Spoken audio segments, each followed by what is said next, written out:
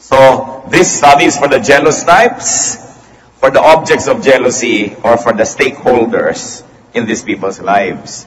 Minsan tayo yung nagseselos.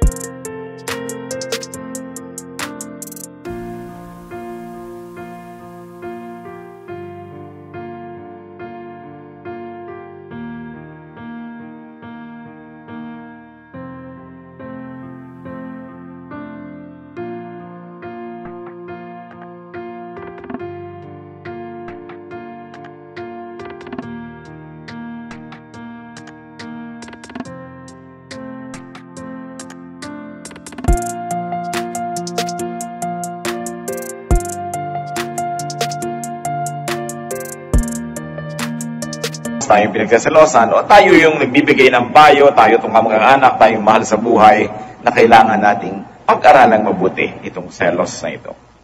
Love can be romantic.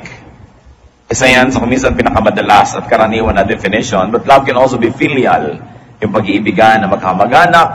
It can be friendly, mga pag-iibigan ng mga magkakaibigan, mga nagkakasundo, pare-pareho ng mga gusto sa buhay, maraming uri ng pag-ibig. And loving can bring suffering because lovers tend and choose to be jealous. Ano ba yung jealousy? Jealous people are intolerant of rivalry or even just perceived rivalry. Hindi pinapayagang may kaagaw. Sabi nga na isang tula ni Jose Corazon de Jesus, at ang pag-ibig ay sakim at aayaw ng kakabiyak. O wala na kahit ano, o ibigay mo ng lahat. Kaya marami nakikipag-away, ganun, all or nothing. Actually, sinisikap lamang na maging everything, kuminsan nagiging nothing tuloy. At napakasakim daw ng pag-ibig. Our focus in this study will be irrational and unreasonable jealousy. Yung wala sa lugar. Kasi merong jealousy na nasa lugar. Dapat lang, abnormal kapag hindi ka nagselos. Pero merong mga wala talaga sa lugar. A jealous lover does not want a rival or a jealous lover wants to be the only focus of the beloved's time, attention, and affection. Kadalasan yon, ang sinuman na nanibugho na umiibig, gusto niya siya lang ang pagbuhusan ng lahat ng panahon, ng lakas, ng pagmamahal, affection. This is bound to bring a lot of sorrow, this expectation. Why is this a losing proposition? When you want to be the only object of time, attention, and affection of your loved one, you are bound to be disappointed because no one person can fill all the needs of another person. Lahat ng pangangailangan natin, hindi pwedeng manggaling lang sa isang tao. Therefore, mabibigo ka lang kung iaasa mong sa isang tao lang magmumula lahat yon. At kung inaasahan mo rin ikaw ay makakapagbigay ng lahat ng pangangailangan ng kapwa, lalo yung mahal mo, hindi rin pwede. Hindi ka rin kasya. No one person is big enough to fill by himself another person's heart. Kung mayroong pinakamalaking bahagi ng katawan ng tao, puso yun. And I don't mean in terms of square inch. Puso. Sabi ng puso ng tao, napakalaki. Diyan pwede magkasya lahat ang pangarap, diyan magkasya lahat ang pag-ibig, maging pagkamuhi at panibugo, maring diyan magkasya. The human heart is designed for many loves, for many givers, and for many recipients. Hindi itinalaga ng Diyos na lumikha sa atin na ang puso ng isang tao, isa lang ang katapat. At lahat ay doon magmumula at doon din papunta. Maraming katapat ang isang puso. Marami siyang mga compartments na para sa iba't ibang uri ng pag-ibig. For instance, the love of a man for a woman or the romantic love. Then the love of a man for another man or for a woman, which is non-gender-based, non-family-based. This has no conventional label. So 1 Samuel 18:1, after David had finished talking with Saul, Jonathan became one in spirit with David and he loved him as himself. Isang sobrang pag-ibig, yung pag-ibig ni Jonathan kay David. At sila'y nagmahalan. 2 Samuel 1:26, nung namatay itong si Jonathan, sabi ni David, I grieve for you, Jonathan, my brother. You were very dear to me. Your love for me was wonderful, more wonderful than that of women. So this is a very unconventional kind of loving relationship that they had. Jesus also had many unconventional loves. For instance, his love for Martha and her sister, Mary, and for Lazarus. John 11:5, Jesus loved Martha and her sister and Lazarus. Sa panahon po ni Lord, hindi uso yung barkadahan ng babae, lalaki. Pero kabarkada niya yung si Martha at saka si Mary. Lagi siyang nasa bahay ng mga yon, doon siya natutulog. It was a very unconventional kind of love. It was not romantic, it was not family love, and definitely it was more than just mere friendship. John 13:23-25, one of them, the disciple whom Jesus loved, was reclining next to him. Simon Peter motioned to this disciple and said, ask him which one he means. Leaning back against Jesus, he asked him, Lord, who is it? So, there was a disciple that Jesus loved very specially. Some people thought it was John, so they call him John the Beloved. And he would even recline on his chest and ask him, sino ba ang tinutukoy nyo? And it wasn't considered as absurd. There is also the love between a parent and a child, or a child and a parent. It is another form of love. And then there is this kind of love among friends. Proverbs 18:24, there is a friend who sticks closer than a brother. And Proverbs 17:17, a friend loves at all times, and a brother is born for adversity. Needless to say, there are many forms of love. Not to mention man's love for non-humans like love for country, love for ideals, love for interest, and very especially love for God. So, hindi pwede na isang tao lang ang panggalingan ng lahat ng pag-ibig na ito. Malaki ang puso ng isang nilalang, dapat maraming pumuno. At walang-wala sa lugar na pagselosa ng mga ito. A lover who gets and remains jealous of these other loves could only be miserable. And could only make the beloved miserable. Pagka ikaw, nagsiselos ka dahil mahal ng boyfriend mo ang kotse at lagi inuhugasan, kawawa ka naman. At lalong kawawa yung boyfriend mo. Dahil pati kotse, pagsiselosan mo yan. Yung pagsiselosan natin yung kanyang hobby, yung kanyang interest, wala sa lugar. At wala sa lugar na magselos sa nanay ng husband. May mga wife, selos sa nanay ng husband. Yun naman mga nanay, selos sa wife ng anak. May mga nagsiselos sa trabaho, sa basketball o sa golf, nagsiselos sa aso, ganon. Wala sa lugar. Kasi hindi mo kauri. Ang dapat palang pagselosan, yung kauri mo at yung pag-ibig na kayang-kaya mong ibigay sa iba nang gagaling, yun ang pagselosan mo. Like, wife ka, eto si kumare, umaasta-asta ding wife, abnormal ka naman, di ka magselos. Dapat. No? Pero hindi ka dapat magselos sa nanay, sa kapatid, sa hobby, kasi hindi ka naman hobby, hindi ka nanay, hindi ka kapatid. Pagka umaarte sila ng dapat role mo, doon ka lang dapat magselos. So, imbes magselos ka sa mga yon, mas masaya kung tutulungan mo pa nga yung mahal mo na mahalin sila. In other words, magkakampi kayo ng mahal mo, sa pagmamahal niya doon, hindi ka kalaban at hindi ka kaagaw. It is utter selfishness to isolate your beloved from the other objects of his affection. Nilason mo ang aso dahil mahal na mahal ng husband mo. Yung ganon. Na pinaglayo mo siya at ang kanyang kapatid dahil lagi niyang naaalala yung kanyang kapatid, gusto niyang tulungan. It is utter selfishness to isolate your beloved from the other sources of his joy, of his happiness, and satisfaction. Pero ang nagseselos, nabubulag, kung ano-ano ang pinagagagawa na hindi tama at walang katwiran. Proverbs 27 verse 4, anger is cruel and fury overwhelming, but who can stand before jealousy? Mas masahol daw, mas masama ang jealousy kaysa galit lamang o puot o ngit-ngit, sapagat ang naninibugo ay maaaring gumawa ng sobrang mga maling bagay. Sa mga nagsiselos, lalo boyfriend lang naman kayo, girlfriend, hindi pa kayo asawa, pag nararamdaman mong di ka na mahal, lalo namang huwag ka na magselos kasi wa-effect naman yun.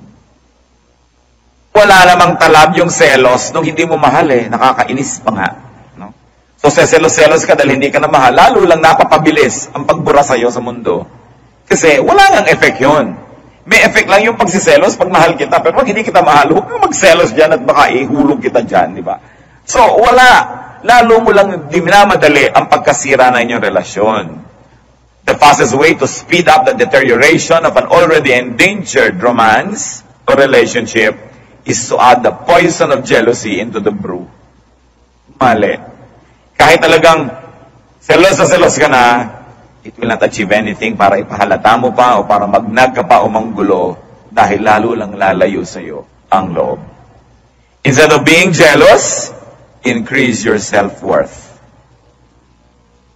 Pinag-uusapan natin dito yung romantic, no? Parang nawawala na siya, na-attract na sa iba, aaway-awayin mo pa, wala yon. Increase your self-worth for yourself, to yourself, and perhaps for other people to see. Para panghinayangan ka man lang, o pag-interesan kang muli, kung sakasakaling nawawala na ng interes sa'yo. Look good. Looking good is a great revenge. In fact, looking good is a very great argument. Dahil nakakapangit yung selos, lalo ka na ngayon na nawala ng ground. So, ang dapat, improve yourself instead of trying to destroy the object or the seeming object of your love's affection, improve yourself. Kayahin mo ang payo kay Ruth sa Ruth 3:3 ng kanyang biyenan. Kaya't maligo ka, magpabango ka, at isuot mo ang pinakamaganda mong damit. Kesa sa pinapabayaan mo na yung sarili mo. Lalo yung mga nagsiselo sa asawa, hanggang Asinggan, Pangasinan, nasusundan ang lalaki, na hindi na nakapaghilamos, hindi na nakapag-ayos, talagang puro alikabok na kasusunod, lalo ka namang hindi attractive nun. Kaya, hindi yun mag-work. When jealous, and for the ultra jealous, anong pwede nating ipahin mga kapatid? Enter God's peace. Mahirap yan. Wala na yatang damdamin na higit mahirap kaysa jealousy. Pero ang kasunod na nun, envy. Pero yung jealousy kasi may involved na love yan for the object. Surrender your bitterness, your jealousy, your envy and anger to God. 1 Samuel 1:10, in bitterness of soul, Hannah wept much and prayed to the Lord. Punong-puno ng kapaitan ng kanyang dibdib dahil hindi siya nagkakaanak. Dahil nagsiselos na siya sa naging ibang mga asawa ng kanyang husband, which was allowed in the Old Testament para magkaroon lang ng anak, hindi magkaanak yung tunay na asawa. Pwede ka magkaroon ng iba para matuloy na lang ang iyong lahi. Pero gano'n na lang ang hinanakit nitong si Hannah. So anong dinaan niya sa iyak? Iniiyak niya sa Diyos. At yun ay dininig ng Diyos. Yung kanyang mga iyak. Find peace in God when you're very jealous. Remember, this message is for the jealous one, for the object of jealousy, and for the stakeholders. Kung hindi kayo yung nagsiselos, hindi kayo yung pinagsiselosan, surely may mga tao sa buhay nyo na pwede nyo payuhan. Kaya dapat pa rin nating suriin at pag-aralan ang masalimuot na bagay na ito. Philippians 4:6-7, do not be anxious about anything, but in everything by prayer and petition, with thanksgiving, present your requests to God. And the peace of God, which transcends all understanding, will guard your hearts and your minds in Christ Jesus. So talagang ang comfort ng Panginoon ang ating pwedeng sulingan, puntahan, silungan, kung tayo ay hirap na hirap sa nararamdaman na pagsiselos. Reunite with God. Ano po ba ang ipinahihiwatig ng pagiging sobrang seloso o selosa? Ibig sabihin, sobrang na kayong umattach sa tao, maaari at the expense of your attachment to God. When we're very, very closely attached to God, well, we care for other people, even for your spouse or for our children or friends, we will not be shaken too much because our closeness to God will steady us and will give us anchorage and will give us a sense of direction and even shelter. So, pagka sobrang seloso ang isang tao, may posibilidad na malayo ang puso niya sa Diyos.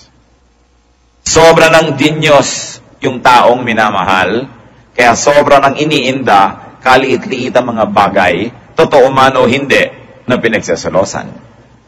Meanwhile, brothers and sisters, there is such a thing as rational jealousy. Yung tama lang. And rational jealousy can be caused by the beloved's one betrayal.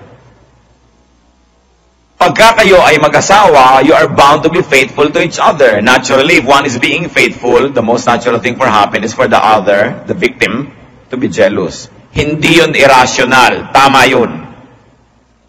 Irrational jealousy na merong office mate yung asawa mo, nagngitian lang, nagselos ka na, pero inabutan mo magkakalong, hindi ka pa nagselos, abnormal ka. Dapat kang magselos. So, ang pinag-uusapan naman natin ngayon, yung dapat. May tama. Sabi nila, pagka merong nagsiselos, ibig sabihin may nagkukulang. Especially kung rational yung jealousy. Hindi naman lahat ng pinagseselosan ay nagkukulang. Pero ang dapat ding isipin ng pinagseselosan, bago siya magreklamo na ang selosa naman ng asawa ko, ang seloso naman ng asawa ko, dapat isipin mo rin baka nagkukulang. Kasi ang isang taong busog na busog sa pagmamahal, sa mga assurances, mga patunay at mga patotoo, hindi na laging magiging seloso pa. Malakay 2:14-15. Saksi si Yahweh na kayo'y sumira sa pangako ninyo sa inyong asawang pinakasalan ninyo nung kayo'y kabataan pa. Sumira kayo sa pangako ninyo sa Kanya, bagamat pangakong kayo'y magiging tapat sa Kanya. Hindi ba't pinag-isa kayo ng Diyos sa katawan at sa Espiritu? Kaya't huwag ninyong pagtaksilan ang babaeng pinakasalan ninyo nung kayo'y kabataan pa. Kautos-utusan niya ng Diyos. Nagsumpaan kayo, nagpakasal kayo, hindi kayo pinilit. At kahit pa sabihin mong napilitan ka na, pinagpakasal ka na, nanumpa ka na rin, panindigan na yan, may karapatan ng asawang magselos pag siya'y pinagtataksilan. Ngayon, hindi lang sapat na hindi kayo nagtataksil. Dapat mukha ring hindi. It's not enough that you are loyal, you must also look loyal. Now, balik na rin natin, it's not enough that you look loyal, you must really be faithful. So, sasabihin mo, wala naman akong ginagawa, ba't ka nagseselos? Mukha kang may ginagawa Ay, ayusin mo rin yung ginagawa mo. Hindi sapat na wala akong ginagawa, pero mukha namang meron. Malay ba nung tao na wala kang ginagawa? Kung wala po tayong ginagawang kasalanan, mga kapatid, tayo lang nakakaalam. Pero yung asawa mo, hindi niya alam yun. May iba siyang iisipin, lalo't meron siyang dahilan para mag-isip. Hindi istorya yun. Hindi yun reason na wala akong ginagawa. Dapat mukha rin na wala. Pinakakadiin-diin ko yan kasi madalas pag-awayan yan No? Na wala akong ginagawa, matapat ako sa'yo. Alam mo yun, pero alam ba niya yun? Kaya kailangan, yung soap mo, ding hayaan na yung balon mo, napapabayaan, umaapaw na yung tubig niya. No? Lumigwak na sa buong kalsada kasi hindi mo inaalagaan.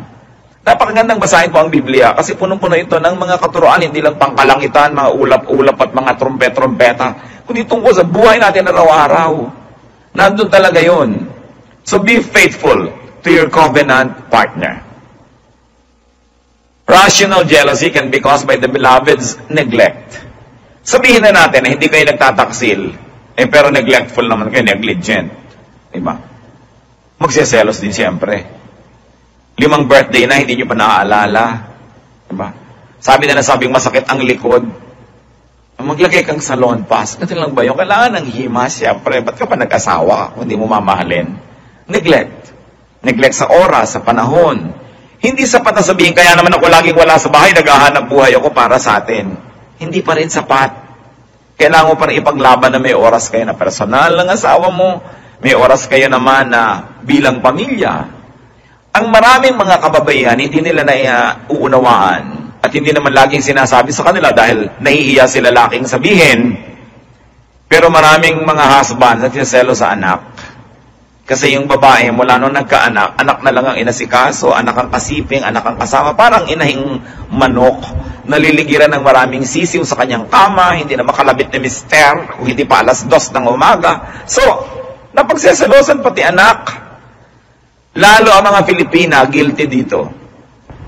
Pag nagkaanak na, nalilimutan na sila yung wife. Nagiging na lang nanay. Magkakakampi lagi yung mag-iina, magkakasama, bulungan, tawanan, at kadalasan yung tatay ang na-out of place.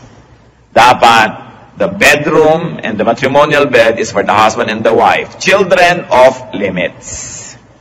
Dapat ganon. Iisa ang aircon. Pasensya na kayo, mainitan. Pa-aircon ninyong anak nyo kung gusto nyo siyang nalalamigan. Pero hindi pinagsasama yan. Wife, you are first a wife before you are a mother. And one of the best ways to be a mother is to be a good wife first. Because if you do not do your matrimonial duties to your husband, and don't call it duty, it should be pleasure, at hinanap niya yan sa ibang kandungan, at naiwan kayo mag-iina, ano ngayon ng pamilya niyo, nawasak din yan. Kailangan binabantayan yan. Yan ang laging ihinaing ng mga husbands, pero hindi inaamin sa asawa kasi parang nakakahiya naman, nagseselos ako sa sarili kong anak. Pero yes, nangyayari yan. Kahit itanggi ng mga asawa nyo, nangyayari yan. Pag diyan mo, Daddy, kasama ka ba dyan? Hindi! Kayo maniwala, nagsiselos din yan. Siyempre, ayaw aminin. Don't neglect your spouse. Efeso 5:28, gayon din naman, dapat mahalin ng mga lalaki ang kanilang asawa tulad ng sarili nilang katawan. Of course, it's a mirror effect kind of commandment. Ganon din dapat yung babae. Love when you're supposed to love. Roma 13:8, huwag kayong magkakaroon ng utang kanino man maliban sa saguting magmahalan sa isa't isa, sapagkat ang nagmamahal sa kapwa ay tumutupad sa kautusan. Kung may turo na ganito para sa general kind of relationship, lalo sa merong romantic relationship. Yung mag-asawa, kailangan, kahit nagmamahal ka sa nanay mo, sa kapatid mo, sa buong mundo, sa sinukob, kailangan alam nung spouse mo na special ang relation nyo, magkaiba. Hindi tulad lang ng sa iba. Kung nag-abot ka ng ice cream sa nanay mo, nag-abot ka sa kapatid mo, nag-abot ka sa kumpare mo, dapat yung sa asawa mo may cherry. No? O kaya may kasamang napkin, laging may iba. Kasi kailangan ng nagmamahal ng ganong klaseng assurance na hindi lang siya to whom it may concern. Dapat alam niya special yon. At hindi naman masamang gawin yon kasi yan ang kabiyak ng inyong puso. So you take care of your partner para hindi yan lagi nagsiselos. Tatandaan ninyo, pag kayo'y pinagseselosan, madalas kayo ang may kasalanan. Nagkukulang ng pagpapaalala, nagkukulang ng assurance. Rational jealousy can also be caused by the beloved's miscommunication. Hindi kayo nagkasundo na ang goal ninyo, ito muna. Ganyan muna ang aasikasuhin ninyo. Magbikaro kayo ng ganitong panahon sa ganon, ganyan, ganyan. You must always connect with your partner because miscommunication can cloud what used to be clear and now it is unclear. Nag-asawa na rin lang kayo, dapat masarap na yung samahan. Meron na rin lang kayong boyfriend o girlfriend dyan, dapat maganda ang samahan. Hindi pa misa-misa kayo nagkikita, awayan pa. Kasi dahil sa selos. Therefore, yung mga manghilig naman magselos dyan, moderate, control, in fact, uproot your irrational jealousy. Bago kayo magselos, una nyo itatanong, rational ba ito? Makatwiran ba? Tama ba? May karapatan ba akong magselos sa ganitong paraan? Yun ang mga iba, sila na nga itong kulasisi sa lapaselosa. No? Sila na nga itong nakikihati at nakikiambus-ambus. Siya pang, ayan na naman, no, chibuena, nandun ka na naman sa pamilya mo. Siyempre! Yun ang pamilya, ba't ka nagsiselos? Wala ka sa lugar. No? Yun ang irrational. Alam mo nang dumapo ka dyan, may asawa to at may anak. Tapos ngayon paselos-selos, padrama-drama ka siyempre, para baka sakaling mag-click. No? Sabi ko, sige ha, sa iyo ko hanggang alas 11 ng gabi. Magmamadali na lang ako para umabot ako ng Noche Buena. Alam niyo naman, madaling malaman kung may kulasisi ang asawa niyo. Hati yan pagka-holiday. Hati nga hati. Yung iba maganda magdala kasi paano yung kulasisi nila? Post-Valentine, sa February 16 na lang ang dinner nila, o February 10, pre-Valentine. Pero, paghati, madaling malaman, maraming oras na hindi na ipapaliwanag.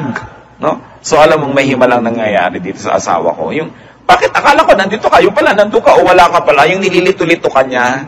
No? Ayan, kaya nagsiselos.